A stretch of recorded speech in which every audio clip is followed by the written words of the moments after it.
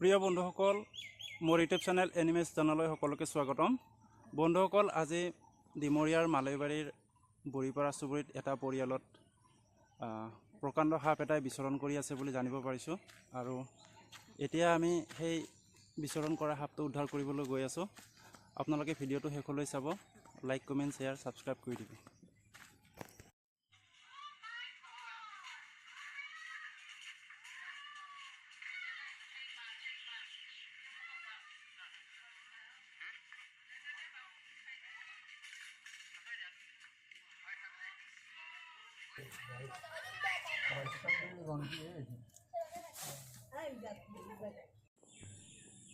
প্ৰায় 2 ঘণ্টা ধৰি খনন কৰাৰ পিছত সাপৰ কণী দেখিবলৈ সক্ষম হৈছোঁ। আহক ভিডিঅ'টো আপোনালোকে শেষলৈ চাই থাকিব, কিদৰে সাপটো উদ্ধাৰ কৰা হয়।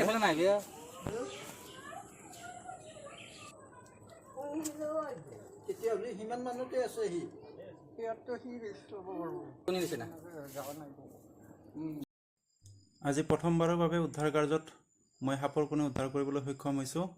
বন্ধুসকল, আপোনালোকে ভিডিঅ'টো শেষলৈ চাই থাকিব। এয়া সাপডালৰ যথেষ্ট সংখ্যক কণী দেখা পোৱা গৈছে।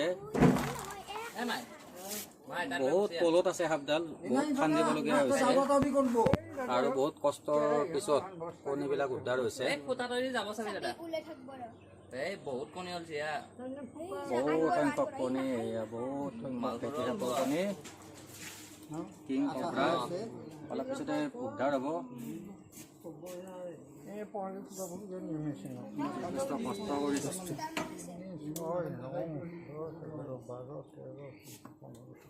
যথেষ্ট সংখ্যক সাপৰ কণী।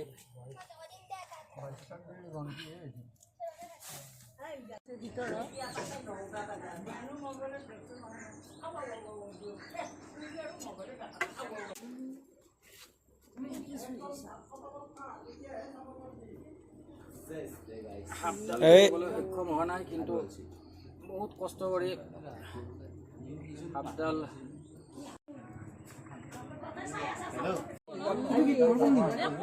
বেছি দিন হোৱা নাই।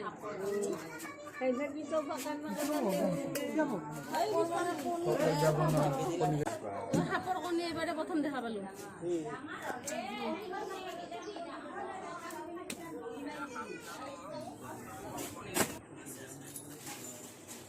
প্ৰথম চেভ হ'ব। একদম কাজিয়া লৈ নামি আহিছে।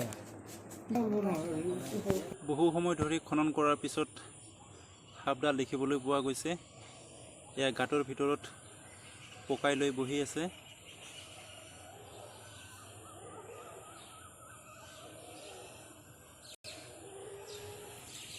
আপোনালোকে প্ৰত্যক্ষ কৰিছে, এইডাল এডাল ফেটি সাপ একেবাৰে চকুত সোমাই ৰৈ আছে, য'ত নেকি মোৰ উলিয়াবলৈ বহুত অসুবিধাৰ সৃষ্টি হৈছে। জেগাটো ভিতৰত একেবাৰে ঠেক, মোৰ টং সোমাবলৈ অসুবিধা হৈছে, মোৰ ঘূৰিবলৈ অসুবিধা হৈছে। তথাপিও আপোনালোকক উলিয়াই দেখাবলৈ চেষ্টা কৰিম, ইয়াৰ পৰা উদ্ধাৰ কৰিম। আপোনালোকে ভিডিঅ'টো শেষলৈ চাই থাকিব।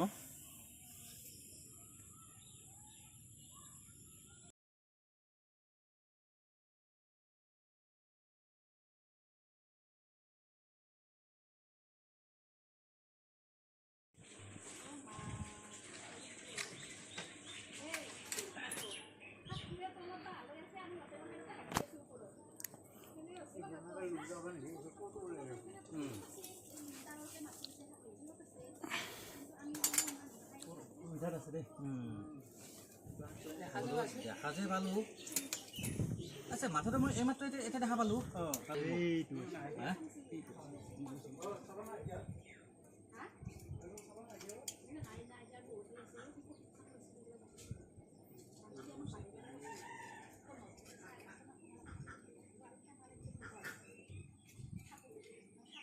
আছে নেকি?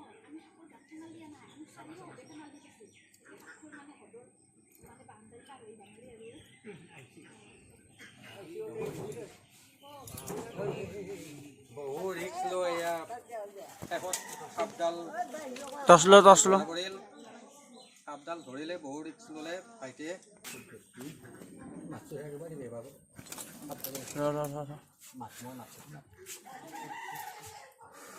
বহুত কষ্ট কৰি আমি সাপটো উদ্ধাৰ কৰিলোঁ। বহুত কষ্ট ৰাতিপুৱাৰ পৰা চেষ্টা চলাই অসাধ্য চেষ্টা প্ৰায় অসাধ্য চেষ্টা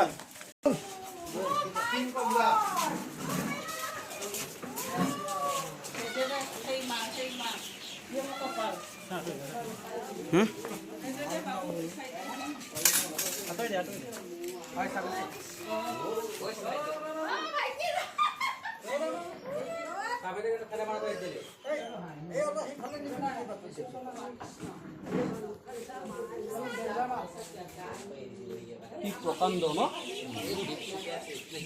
বহুত ডাঙৰ সাপ। এই সাপ ধৰা মানুহটোলৈকে আপোনালোকে লক্ষ্য কৰক। এই সাপ ধৰা মানুহটোৱে এনেকে গাঁতৰ ভিতৰত সোমাই গাঁত খান্দি খান্দি সোমাই গৈছে আৰু এই সাপডাল উদ্ধাৰ কৰিছে। আৰু এই যিটো পৰিয়াল, এই পৰিয়ালটোৰ লেট্ৰিনৰ তলত বাঁহ সাজিছিলে আৰু প্ৰায় 35ৰ পৰা 40টাকৈ কণী দিছে। আৰু কণী পইচা নকৰে এৰি দিয়ে খাই মাৰিব দেখোন। ঐ হাতত এৰি দিবি দেই।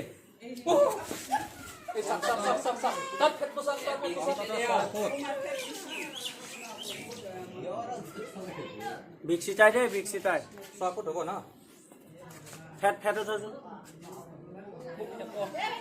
সদায় টিভিত দেখা পাই থাকো। আজি ওচৰৰ পৰা চাইছো ৰ'ব সাপডাল। এইডাল চাপ কেনেকে ফেচ জুৰিছে এইডাল। মই আচৰিত কি বুজি নেকি? 40টা কণী দিছিলে। কণী সহ সাপডাল উদ্ধাৰ হ'ল আৰু আমি প্ৰায় 5 ফুট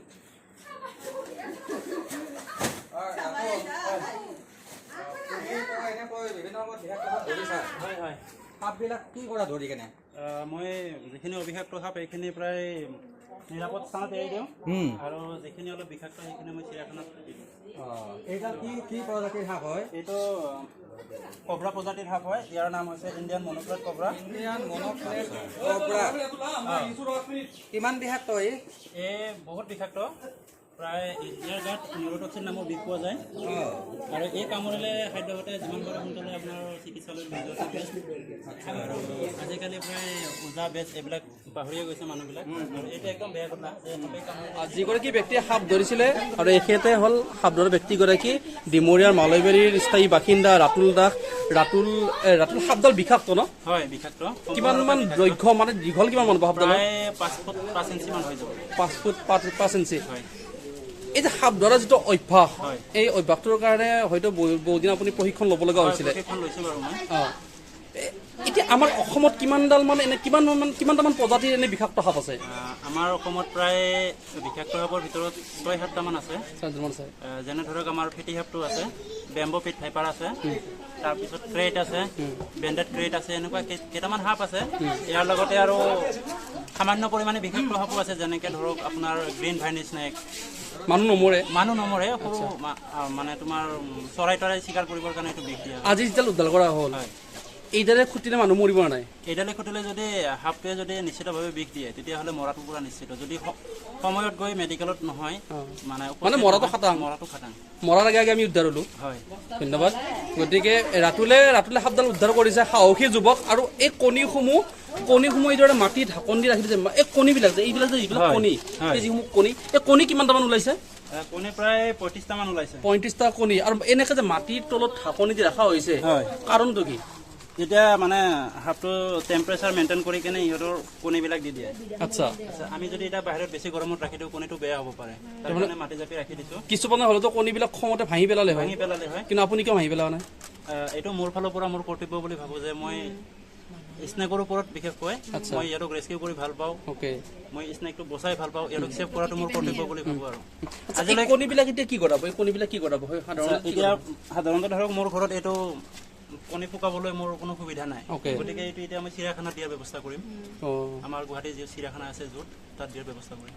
গতিকে শব্দহীন আৰু ভাষাহীন এয়াই হ'ল প্ৰকৃতি প্ৰেমী, যিয়ে সাপডাল ৰেস্কিউ কৰি সুন্দৰকৈ আৰু সাপডাল চিৰিয়াখান দিয়াৰ ব্যৱস্থা গ্ৰহণ কৰিছে। আৰু লগতে এই কণীখিনি, এই যে কিমানবোৰ কণী, এই সাপৰ কণী এইসমূহ সাপৰ কণী কিন্তু চিৰিয়াখানাত দিয়াৰ ব্যৱস্থা কৰিছে। ইয়াত হিচাপ কৰিবলৈ গ'লে 35ৰ পৰা 40টা কণী নিশ্চয় ওলাব আৰু সাৱধানে হিচাপ কৰিব লাগিব, নহ'লে যদি ফাটি যায় তেতিয়াহ'লে এটা কণী নষ্ট হোৱা মানে প্ৰকৃতিপ্ৰেমীৰ মনত অন্তৰ হৃদয়ত দুখ লাগিব। তো সেইকাৰণে এই সুন্দৰকৈ ৰেস্কিউ কৰি এই কণীসমূহ মাটিৰে ঢাকনি দি কণী সাপে যি ধৰণে প্ৰকৃততে কণী ফুকায়, কণীৰ পৰা পোৱালি দিয়ে, ঠিক সেই ধৰণে এখেতসকলে এই ৰাতুল্লাহে প্ৰশিক্ষণ লৈছে, প্ৰশিক্ষণ লৈ এই কণীখিনি সুন্দৰকৈ লৈ গৈ চিৰিয়াখানাত দিয়াৰ ব্যৱস্থা গ্ৰহণ কৰিছে। মোৰ ফালৰ পৰা অসমবাসীলৈ এটা বিনম্ৰ অনুৰোধ, এতিয়া বাৰিষাৰ বতৰ, সকলো পিনে বানপানী হৈছে, তো আপোনালোকে নিজৰ ঘৰৰ গোহালি বা হাঁহ মুৰ্গীৰ গঁৰাললৈ যাওঁতে অকণমান চাই চিন্তি যাব, ৰাতি হ'লে টৰ্চ চলাই ল'ব, ক'ত কেতিয়া বিপদ ৰৈ থাকে কোনেও নাজানে, সেয়েহে আপোনালোকে অকণমান সতৰ্ক হৈ নিজকে বচাবলৈ চেষ্টা কৰিব। আপোনালোকে সাপ দেখিলেই হুলস্থুলৰ সৃষ্টি নকৰিব, পাৰিলে তাক আঁতৰাই পঠিয়াব, নহ'লে ওচৰৰ ৰেস্কিউ টিমক খবৰ কৰিব।